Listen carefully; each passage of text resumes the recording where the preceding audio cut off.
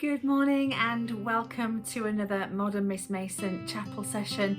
My name is Leah Bowden and this is a space where mums of all ages and stages of life can find a place of rest, inspiration and a devotional anchor for the week ahead.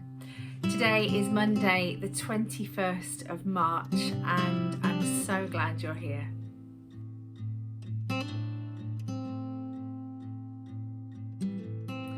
Friends, it is good to be back. Yes, I did take an unintentional 2-week break from our chapel sessions, but you know, sometimes you just got those weekends that kind of take you off guard, and they were busier than expected, and we were back late on a Sunday night, and my usual chapel session recording sessions they weren't able to happen at all. But I know that your lives can be like that too, and you totally understand. But we're here, we're back. It's March and it is spring. Today on recording, it is the first day of spring, so happy spring to everybody.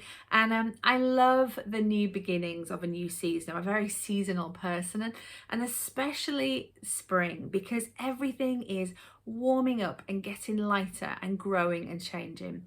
At about 6:45 this morning, I was out the door with my dog going for a morning walk. There was still frost on the ground, but the sun was coming up and everything just felt a little bit different. There's a sense of hope in the air when it comes to spring. Well, what I want to talk about just for a few moments today really comes in line with everything I've been doing this afternoon and this season that we're coming into. And I want to talk about making room for growth. I was doing some gardening this afternoon and there's a lot to do. We don't have tons of outdoor space, but enough for it to be plenty of work. We have a garden space at the front of our house and a garden space at the back. So I thought I'm going to start at the front, and we have a lot of ivy. We live near a park, or we live on a park. So the ivy is all over the place. So I was focusing on one corner of my garden.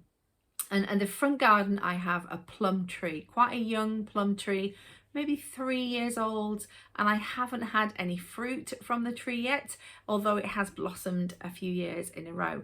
And this year, I think it's the year of the plum tree. I've had plum trees in previous properties that have been incredibly fruitful and I've really enjoyed them. So I went to work on clearing the area where the plum tree was, and I could see there was ivy trying to creep onto it. So I clipped away and I cleared the ground, and I cleared other things that were trying to grow up that weren't supposed to be there. I clipped the back of it so the ivy couldn't creep on, and I clipped the trees that were on the side of the tree. And I stood back and I just kind of, in awe of my hard work, an aching body, I realized I've created space for this fruit tree to grow, and I created its own this area around the tree that it needed for it to be able to grow. And I will let you know how we do this year with our plum tree.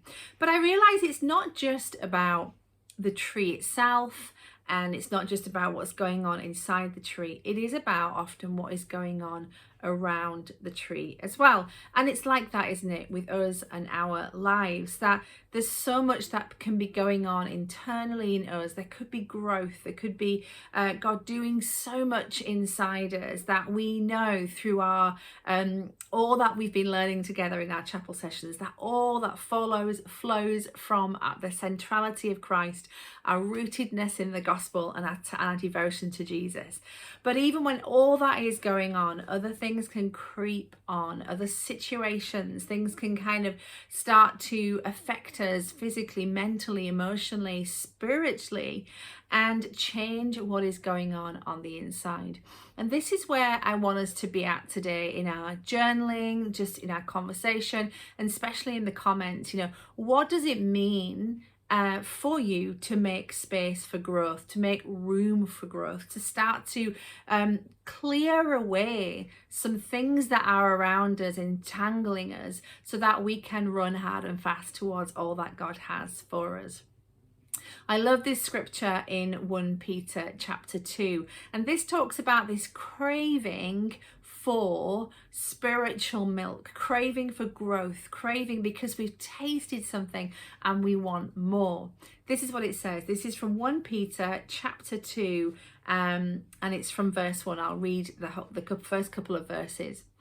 Therefore, rid yourselves of all malice and all deceit, hypocrisy, envy, and slander of every kind. Like newborn babies, crave pure spiritual milk, so that by it you may grow up in your salvation, now that you have tasted that the Lord is good.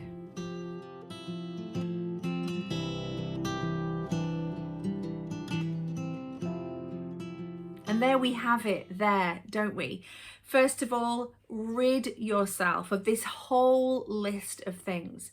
And I'm sure we can add to that. Here in Peter, it's saying malice and deceit and hypocrisy and envy and slander. And I'm sure you could add to that list of the things that you need to rid yourself of. And just like I pulled back the ivy from the plum tree and pulled out plants that shouldn't have been growing there and clipped the things that were growing at the side and just uprooted things and got rid of stuff because I wanted to make room for growth. The same way we can do that in our lives. We can ask ourselves, what do I need to clip off, clear away, and dig out so that it doesn't affect what God is doing in me, the growth that is happening. And then we have this, like a newborn baby, crave pure spiritual milk. And that is the longing of our heart, isn't it? I am craving to get to know Jesus more, to understand what it is to be a follower of him and to be a disciple. And because of that desire and that hunger and that craving, here in Peter it says, by us doing that, may we grow up in our salvation. It is time to grow up. It is time to grow, to develop for everything that is going on the inside and the outside, to have room to stretch and grow, to bear fruit. And may this be the season that we are in and the steps that we're beginning to take this week. Well, I want to encourage you. Let's discuss this in the comments today. What does it mean? What kind of things could we be pulling off? You don't have to get too personal, but what kind of things can we strip away, clip back, cut away? And I'm very aware that I'm using my hands a lot, and I've still got dirt down my fingernails from my gardening today, but it feels great to be getting my hands back in the earth again and clearing the way for new things to grow. Let's talk about this. Let's discuss, what does it look like? What does that mean? What does craving pure spiritual milk mean to you? And maybe you could, again, like I always encourage, if you've got a journal or just the back of a bit of paper, whatever it is, write down these things, these ideas. What does it mean to crave pure spiritual milk? What does it mean to make room for growth? Well, it's so good to be back with you today, and I pray that God would fill you to overflowing with his peace, love, and joy, that you would be very aware of that, because we know he's already done that. May you be aware of everything that he has put in you. May you be aware of the peace of God in your home, in your family, and that may it protect your heart and your mind. I pray that you'd know the courage and wisdom to do all that God has given you to do. And guys, have a really peaceful, productive day. It's Monday, and there's plenty we can be doing, hey? And there's also plenty we can be being in ourselves, and things that we can decide to be flowing out of and moving forward in. And I just want to pray blessing over your households, over your family. Have an amazing week. I pray God's blessing on whatever you put your hand to this week, that you would see the hand of God in that.